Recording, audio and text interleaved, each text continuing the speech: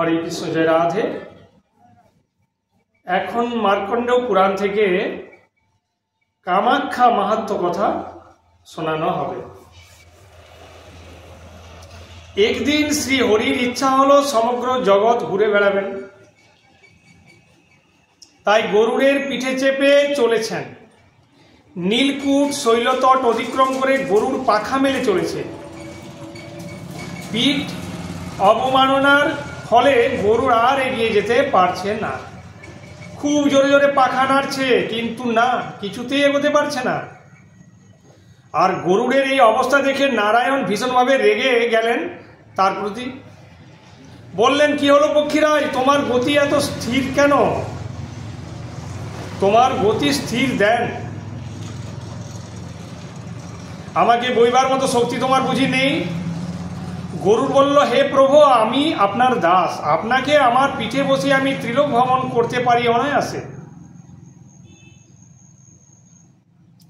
কিন্তু আজ যে কি হলো, কিছুতেই এগোতে পারছি না।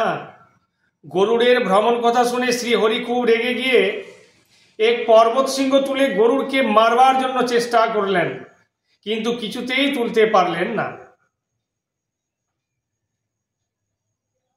শৈলশৃঙ্গ ভগ্ন আর গিরির লঙ্ঘনের ফলে কামাখ্যা দেবী ভীষণ কুপিতা হয়েছেন। গরুড়ের সাথে নারায়ণকে বেঁধে সাগরে নিমগ্ন করলেন। এইভাবে হরি মায়ায় বদ্ধ হলেন। জ্ঞান শূন্য হয়ে হরি সেখানেই রয়ে গেলেন। হরির এমন দশা জেনে ব্রহ্মা ছুটে এলেন উদ্ধার করতে। হরির হাত ধরে তুলবার চেষ্টা করতে গিয়ে নিজেই ব্রহ্মবদ্ধ হয়ে গেলেন। তারপর এলেন ইন্দ্র বজ্র হাতে করে। জ্ঞান শূন্য হয়ে হরি সেখানেই রয়ে গেলেন। তো দেখলেন যে ব্রহ্মার সঙ্গে গোবিন্দ স্পন্দনহীন হয়ে সেখানে পড়ে আছেন। তাদের উদ্ধার করবার জন্য যেই মাত্র বল প্রয়োগ করলেন, অমনি তিনিও সেখানে বন্দী হয়ে গেলেন। তারপর সমস্ত দেবতারা একসাথে এলেন, কিন্তু দেবীর মায়ায় সকলেই বদ্ধ হয়ে জ্ঞানহীন নির্বাক হয়ে জলের মধ্যে ডুবে রইলেন। দেবগুরু বৃহস্পতি দেখেন বিপরীত। কৈলাসে শিবের কাছে গিয়ে বহু স্তব স্তুতি করলেন। তারপর তার চরণ বন্দনা করে বললেন যে দেবীর মায়ায় বিষ্ণু সহ ব্রহ্মাদি সমস্ত দেবতারা আজ বন্দী। সকলে এখন জলে ডুবে আছে, সৃষ্টি বুঝি রসাতলে যাবে। হে মহেশ, বর্তমানে আপনি একমাত্র দেবীর মায়া থেকে মুক্ত আছেন।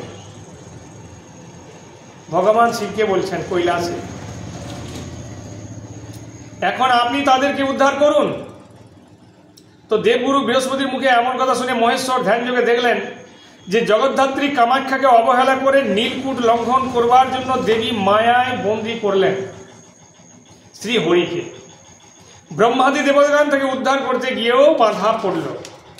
শিব বললেন বৃহস্পতিকে, এখন চলো আমরা সেখানে যাই, দুজনেই চেষ্টা করব তাদেরকে উদ্ধার করতে। তখন বৃহস্পতিকে সঙ্গে নিয়ে শিব সেখানে গিয়ে সবাইকে উদ্দেশ্য করে বললেন, কি কারণে সবাই সাগরে নিমগ্ন হয়ে আছো, জলের মতো জ্ঞানহীন হয়ে পড়ে আছো? তো মহাদেবের কথা শুনে গদাধর যা যা ঘটেছে সব আনুপূর্ব বললেন। তারপর নিবেদন করেন, হে মহেশ, এখন আপনি ভিন্ন, আমাদেরকে উদ্ধার করার কেউ নেই,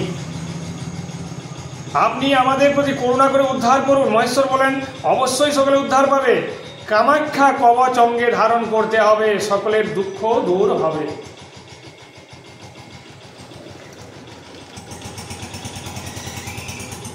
এই কথা বলে মহাদেব কামাখ্যা কবচ পাঠ করে সেই কবচ জনে জনে দান করলেন। যোজন কবচ পাঠ করে একবার কামাখ্যা অন্তরে সর্বদা থাকেন। আধি বেধি যজ্ঞ রক্ষ পিশাচের ভয় থাকে না। অগ্নি ভয়, বায়ু ভয় দূর হয়ে যায়। পুত্র প্রত্যাদি নিয়ে সুখে ঘর করতে পারে, আর দেহান্তে দেবীর লোকে গমন করে। হরে কৃষ্ণ, জয় রাম। তখন ব্রহ্মা বিষ্ণু ইন্দ্রাদি দেবতাগণ সকলে কামাখ্যা কবচ ধারণ করলেন। মায়া দূর হলো, সকলে মুক্ত হলেন। এইভাবে সকলে মহানন্দে শিবের সঙ্গে আবার ফিরে এলেন পৃথিবীতে। তারপর নীলকূটে কামাখ্যার স্থানে গিয়ে দেবীকে দর্শন করলেন। তখন দেবী সিংহের পৃষ্ঠে বসে আছেন। সকলেই নতশিরে ভক্তি ভরে প্রণাম জানালেন। তারপর বহু স্তব স্তুতি করলেন। হরে কৃষ্ণ। জয় রাধে, জয় রাধে, জয় রাধে।